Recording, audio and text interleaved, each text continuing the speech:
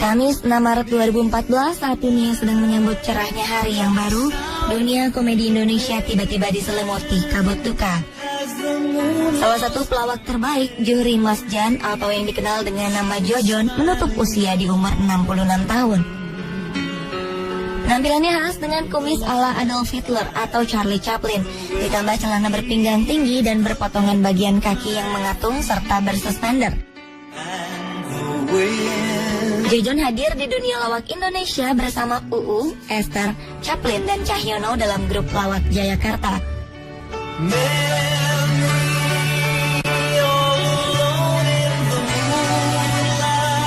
Pria yang mengawali karirnya sebagai komedian tahun 1970-an ini melawak dengan karakter seperti seorang yang polos dan mudah dijahili lawan mainnya.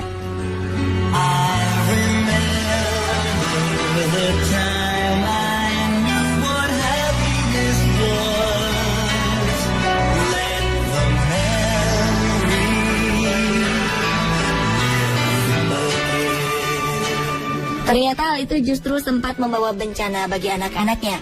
Anak-anak almarhum sempat menjadi bahan olok-olokan teman-teman sepermainan karena karakter ayahnya yang sering tertindas itu. Awalnya sang legenda tidak terlalu percaya diri dengan gaya komedinya. Karena itulah Jojon memikirkan cara bagaimana orang bisa langsung tertawa hanya dengan melihat penampilannya. Pak Jojon rapi amat ya. Yang bingung. Bingung? Sangat. Mau tanya Pak Jojon, ini pada usia berapa tahun Pak Jojon kena tikus nih? Bentar dulu. Dia pun mencoba berbagai penampilan di depan cermin, sampai akhirnya almarhum menemukan penampilan yang sekarang yang menjadi ciri khasnya. Lo bisa diem gak sih? Kini justru karakternya itulah yang kemudian menjadikannya sebagai pelawak sejati. Ia menghibur banyak orang tanpa harus dengan lawakan yang kasar atau menghina orang lain baik melalui perkataan maupun perbuatan. Nggak bisa, anak gue mau kemana? Ya bakal pertanyaannya enggak. Dalam perjalanannya sebagai pelawak, Jojon dan Jayakarta Group bahkan harus manggung di klub-klub malam untuk menaikkan pamor sebelum mendapat kesempatan tampil di televisi. Selain melawak, komedian yang sempat mencoba kesenian tradisional reog dan ludruk ini juga sempat membuat album pop Sunda yang berjudul Pamali bersama seorang penyanyi Sunda Naif Larasati. Jojon dikenal berkepribadian bersahaja, sampai-sampai tetangganya tidak mengenali Jojon sebagai seorang artis, tetapi sebagai seorang biasa yang rendah hati.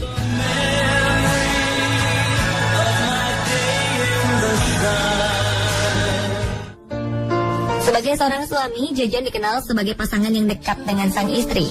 Henny Mariana, istrinya, selalu mendampingi Jojon setiap hari, termasuk di saat sang suami bekerja sebagai aktor atau pelawak.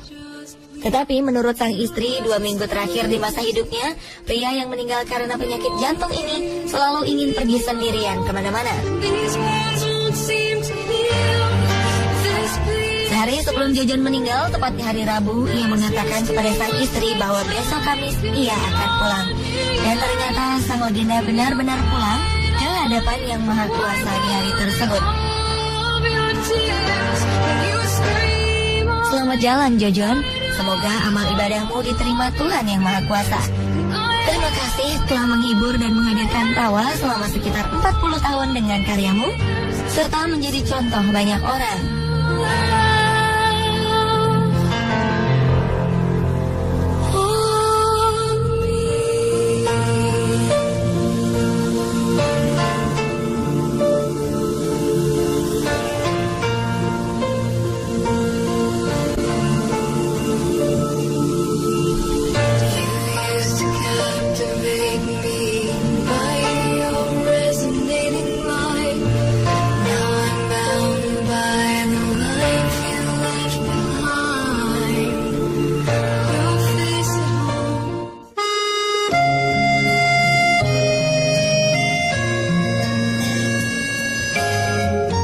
Legenda lawak selanjutnya adalah Benyamin Sueb.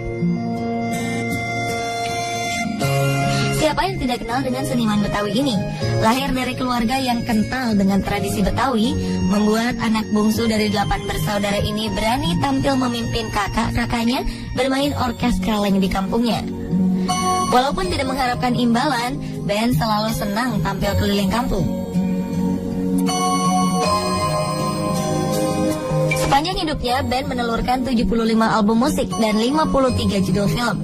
Karya sebanyak itu tetap mengandung unsur khas yang menjadi ciri Benyamin, yaitu komedi. Tidak perlu mengada-ngada, lirik lagu yang diciptakannya muncul dari keadaan orang Betawi sehari-hari. Misalnya kompor meleduk, Jakarta kebanjiran, sampai urusan bakul nasi pun bisa menjadi sebuah lagu.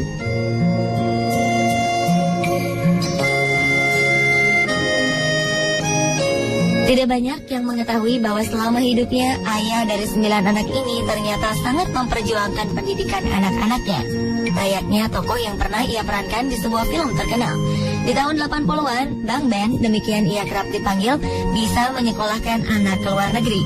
Walau mungkin saat itu hanya bisa dilakukan oleh para konglomerat dan pejabat. Namun Bang Ben nekat mengirim 2 anaknya, Bim dan Bob Benito, ke Denver, Colorado, Amerika Serikat. Padahal ketika itu penghasilan Benyamin tidak menentu keadaannya, karena dalam tradisi keluarga Betawi pada waktu itu menganggap bahwa pendidikan tidak penting. Niat Benyamin dianggap aneh dan terlalu tinggi untuk diwujudkan. Tapi kenyataannya Benyamin berhasil meluluskan kedua anaknya, walaupun kiriman uang ke Amerika tidak selalu tepat waktu.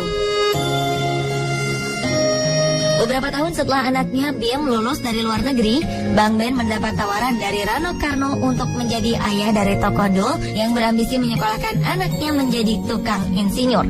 Tanpa berpikir panjang, Benyamin menerima tawaran tersebut dan sukses memerankan karakter ayah Betawi Totok ini. 5 September 1995, Benyamin Sueb dipanggil Yang Maha Kuasa.